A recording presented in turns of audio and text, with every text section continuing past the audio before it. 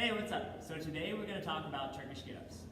Turkish Getups is a favorite movement of mine. I like to use them in warm-ups, for skill work, sometimes for strength work, maybe going for a heavy double or triple or something like that. I also like to use them with kettlebells, dumbbells, barbells. You can even do sandbags, which looks a lot different, but it's the same general idea. I learned Turkish Getups by watching videos of Jeff Martone.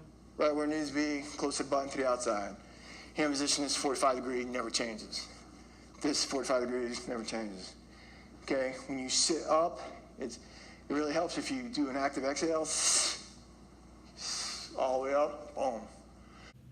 So if you haven't watched any of his stuff, highly recommend it. I've never met the guy in person, but he seems like a really cool person and really good at instructions with kettlebell work. So give him a check after you watch my video.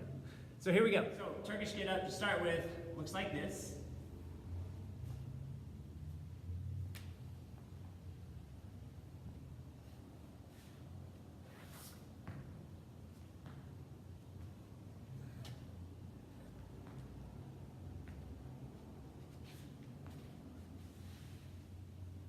So that's a Turkish Get Up. It should really be called Turkish Get Up and Get Down because it's not a rep until you get all the way back to where you started. We're trying to build straight arm strength as well as core strength, learning how to use our entire body to create tension and to move an object.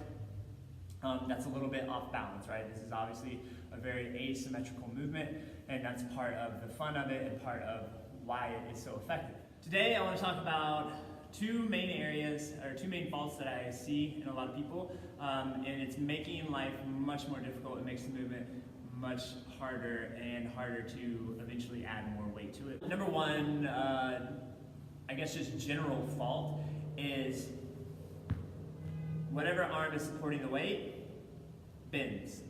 So one of the main concepts or one of the main ideas that we're trying to get across with the Turkish Get Up is stacking joints. So stacking joint means stacking joints directly over top of each other, right? A bent elbow is not a stacked joint. So first things first, the arm that's supporting the weight should always be totally locked out. Getting into the actual movement, the first fault I see is right off the start of the movement. This is my setup if I'm going to be doing a right arm Turkish Get Up. Notice this leg is bent. So this leg is bent for a reason. We need to use it to roll ourselves over to this elbow. It should look something like this. Rolling to this elbow, right? Or forearm, whatever's more comfortable for you. What typically happens instead is we'll see this foot come off the ground and people try to sit up with the bell. That is much harder, and you're only going to be able to get away with that with really, really light weights. Okay? In addition to that, if you look from the side when I do that, we always want this arm to be facing straight up because it's going to have a weight in it, right? So if it starts to drift one direction or another, it gets infinitely harder to hold in place. Straight up is going to be the easiest. Again, going back to the stacking joints I mentioned earlier. Wrist stacked over the elbow, stacked over the shoulder, shoulder supported by the floor, okay? When done properly, that first step, I push from this foot, roll myself over to this elbow. My joints are still stacked, and now they're stacked all the way through this shoulder, to the next shoulder, to the elbow, back to the floor, right? A straight line of contact supporting the bell to the floor. That's what we want to see. When we don't use this foot and we try to sit up, you'll notice the first thing that happens, if there was a kettlebell in this hand, is the hand drifts forward. Well, again, if there's 10, 20, 30, 50 pounds in this hand, you're not going to be able to hold it at this angle very long. It's going to fall at some point, or you're going to bend your arm to try to cheat it. Either way, you're not doing the movement properly, and you're not getting the benefits that are intended with the movement. So this, no good. This is what we want. Okay, so second main fault I see kind of across the board. Let's say we've got through this part right here. So what should happen is the hips should come up, my torso will slightly rotate out to the side, and I bring this knee underneath, okay? Again, you can see my stacked joints going from the kettlebell, through the shoulder, elbow, wrist, straight line. Then I'm gonna go from here up into a lunge. Still have stacked joints all the way through my knee now. What sometimes will happen is athletes will get here. They know we need to get to our feet ultimately, and they try to go right to it. So they'll lift the hip, they'll try to bring the foot underneath, and now they're doing this little shimmy thing to try to get themselves up, okay? Lots of problems with that. Number one, if this is heavy and you're doing this, then this thing's drifting all over the place. Any amount of weight, you're not going to be able to hold on to it. Number two, most people aren't going to be able to stand up or maybe even potentially get into a squat from this position. I mean, you're going to have some good ankle, hip, knee mobility and stuff like that. So much easier version, get here, slide the knee underneath. Here's our straight line of contact with the kettlebell to the floor.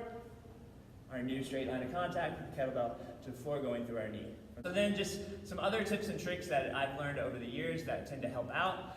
Number one, go slow. If you try to speed through this movement, then the arm that's holding the weight starts to drift kind of forward and back and aft, and it gets really out of control. You've got to go slow. And then with that, number two, breathe. We tend to be so focused on the movement and what's going on that oftentimes you'll catch yourself or your athletes holding their breath, and then they get back down to the floor and they only did one rep, just completely out of breath. You have to breathe. So go slow and then remind yourself to breathe. And then a couple little movement things that help out as you're going through a Turkish get up. So the first one is when we do lift our hips, when we get here and we slide this knee underneath, notice where my foot ends up, okay? So when I get ready to come into a lunge, if I keep that foot in place, one, I don't have a whole lot of stability here, but two, I need to stand up from this position at some point. So rather than keeping the foot where it's at, I want to rotate that foot back into an actual lunge position so I can stand up. That becomes even more important perhaps on the way back down. So this knee goes down. If I keep the foot where it's at and I reach down for the floor, there is one area where it's almost like I can't really control it and you're kind of just falling to the ground. If you just simply take that back foot and rotate it over the slightest amount, it makes this a lot more controlled and easy because it shifts more of your weight towards the other direction. So moving that foot, once you're down to the knee, rotate that foot, this is much easier.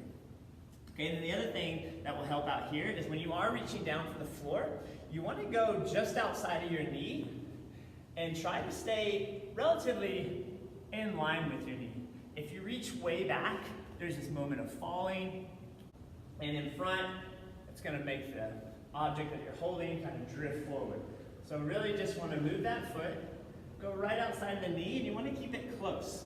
Keep it close to the knee. If you go way out here, again, there's that moment of kind of falling, and this is I can hold this position, but it's certainly not going to be strong when I have to bring this foot through, because that's a pretty big bridge we've got there, right? So here, much easier to just slide this foot through and control things. Last tip is look at the kettlebell or the dumbbell or the barbell, whatever it is you're holding. Look at it the whole time. That does two things. One, helps you out with balance and coordination, and two, it's a good visual reminder to keep this elbow locked out. Move slow, breathe, pivot the foot wherever allows you to feel more comfortable when you're reaching down for the floor, and then always keep your eyes on the kettlebell or the object, whatever it is you're holding on to. You don't need to look down at the floor. It's not going anywhere. Just look up. All right, cool. Give those a shot. Check in with you and your athletes, see how your Turkish get-ups are going, and post any comments or questions you have below. See ya.